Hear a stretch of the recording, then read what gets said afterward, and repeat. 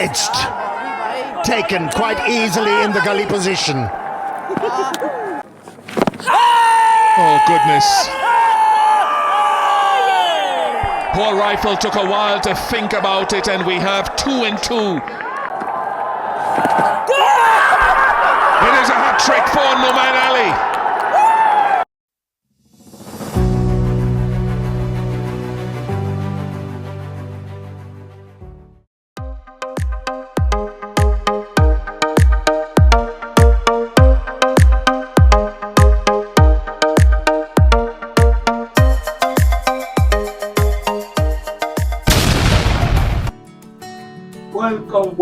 Welcome back, Amiad family. Thank you so much for joining us for another video.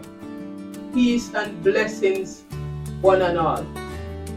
Now, I will be looking on day 1 of the second test between Pakistan and the West Indies.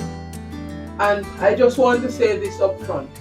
There is a reason why these two teams are sitting at the base of the World Test Championship table, right? We would have seen 20 wickets would have fallen in one day. West Indies would have won the toss and elected to bat. I suspect that is what Fred Brathwaite would have wanted. He wanted to bat first on this pitch, right? Because it is always tricky batting last on a wicket like this, right? It tends to deteriorate really bad when it comes on to the fourth innings. West Indies would have been in early trouble, right? As we, have been doing throughout the series. Now we were at 32 for 2 at one point, right? And then we would have slipped to 38 for 7, 32 for 2. And then we slipped to 38 for 7. So Nouman Ali would have ripped through our batting order again, and he would have finished with 6 for 41, would have taken a hat-trick in the process. He became the first Pakistani to take a hat-trick in a test match, right? He was superb. As I said, he would have taken 6 for 41, right? West Indies would have been, skittled out for 163 or 41.1 overs, right? And our top 7 would have failed again, right? Our top 7, when I did the average of the 3 innings we would have played so far, our top 7 are averaging 8.3 in the 3 innings we would have played so far in Pakistan. 8.3, right?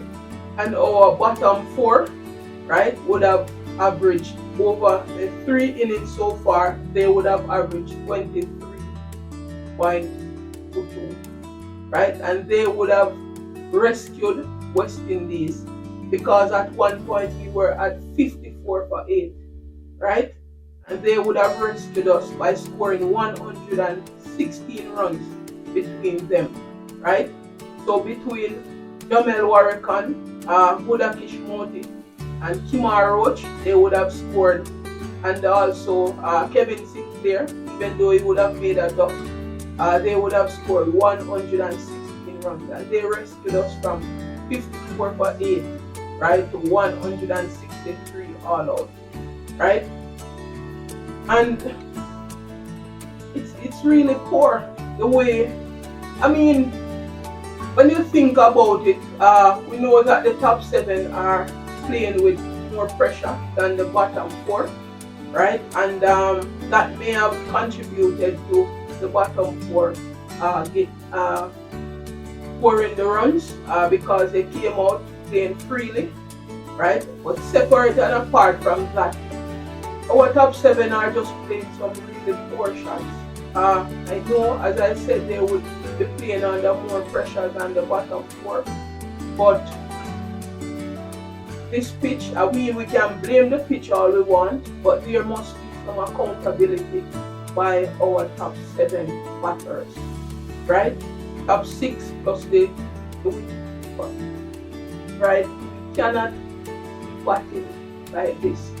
Someone has to put down his head and try to get some runs for the team. It can't be that our top 7 keep feeling, averaging 8.38 in a test series. That's just unacceptable.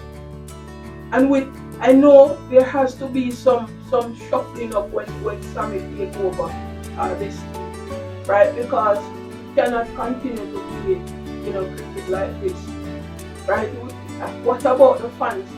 This match may end in day 2.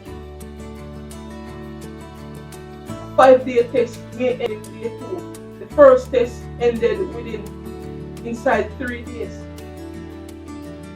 So 2 test matches, right, that should go up to 10 days. Potentially, the 2 matches might end in 5 days.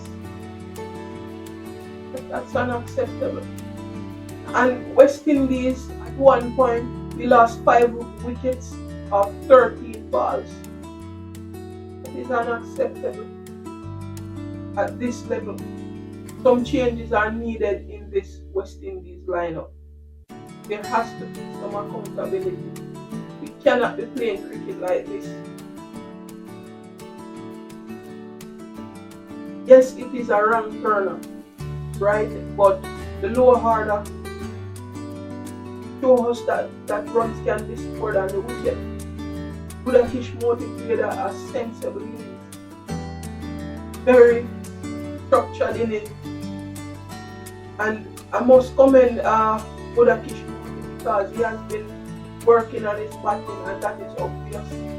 He has been in the white ball and in the test matches. He has shown that he has been working on his craft.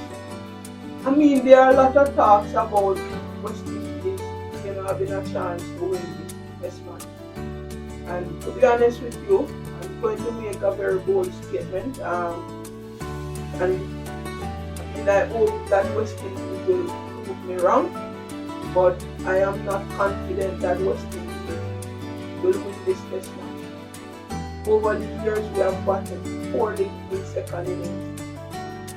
On this type of pitch, I don't just a sizable total on this. Right? I hope that they can prove me wrong. Or I hope that they can prove the statistics wrong. Right? By applying themselves properly and getting runs. Right? So I wish them all the best. Right? So I hope that they can put together some good partnership. But based on the stats, I don't see West Indies getting a sizable total in the second inning. We are normally 4 in second inning. But let us wait and see. I must commend our lower order. Budakish Moti and Kimar Roach would have shared in a 41-run 9-wicket partnership. And Budakish Moti and Jomel Warrikan would have shared in a 68-run partnership for the 10th wicket, right? And I must commend our bowlers for standing up, putting some pressure on the Pakistani bowlers. They showed some character and resilience out there in the middle, and they would have got us to a respectable total in the context of this match, right? So, and to be honest with you, they would have played well also in the first innings of the first test. They were the top scorers as well, right? So I am really proud of our lower order. They would have kept us in the game, and then not only kept us with the bat, but they would have returned and skittled out the Pakistanis for 154 runs. Right? Warrikan would have taken 4 for 43, Budakish Moti would have taken 3 for 49, and Kimar Roach would have taken 2 for 15. Right? And these are some impressive numbers. Our bowlers have really kept us in this series so far.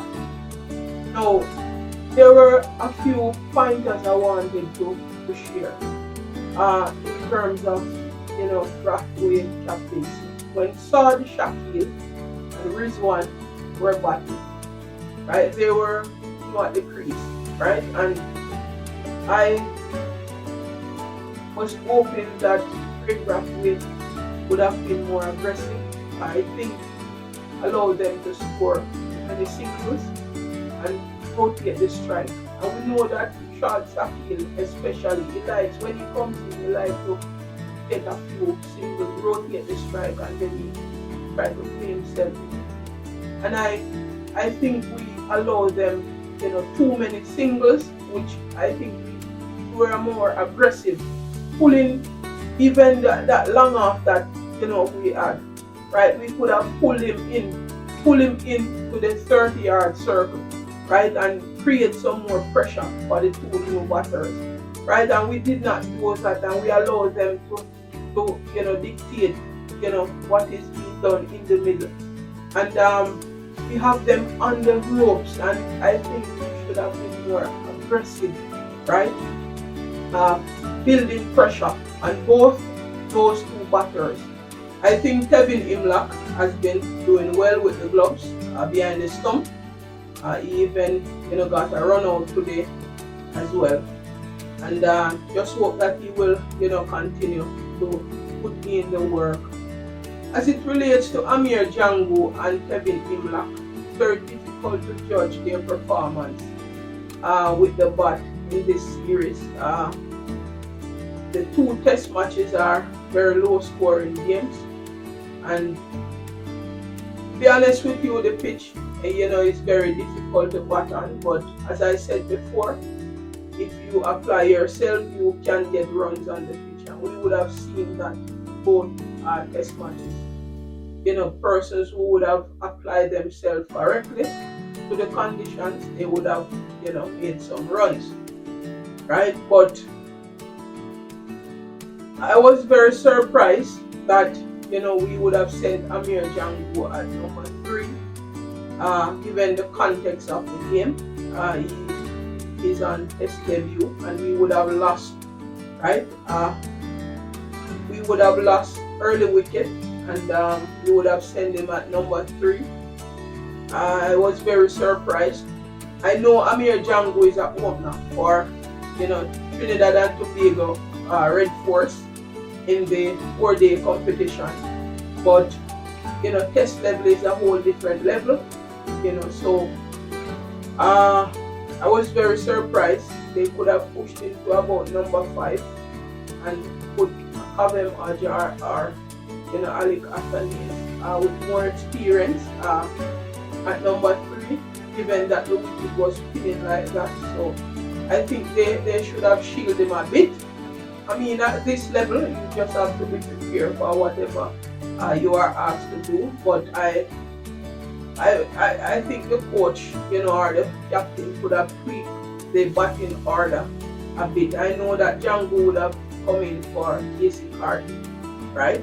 But that doesn't mean he has to bat at number 3, right? So,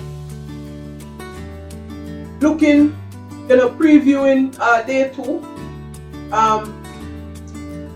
To be honest with you, West Indies just have to score runs. They want to win this game, right? There has to be some partnerships at the top of the innings, right? We cannot be getting out from some really poor decision, and somebody has to apply themselves in order to to score some runs for us in the second inning. Otherwise, Pakistan will win this game. We have to score runs in the second inning. Have to, right? There's no two-way about it. We have to score runs, right? So this is where I will leave it for today. Wish the guys all the best as they will go out to bat in a few hours from now. Wish them all the best. I hope that they will put on a good show on day 2. Thanks for joining. We will see you in the next video. Peace.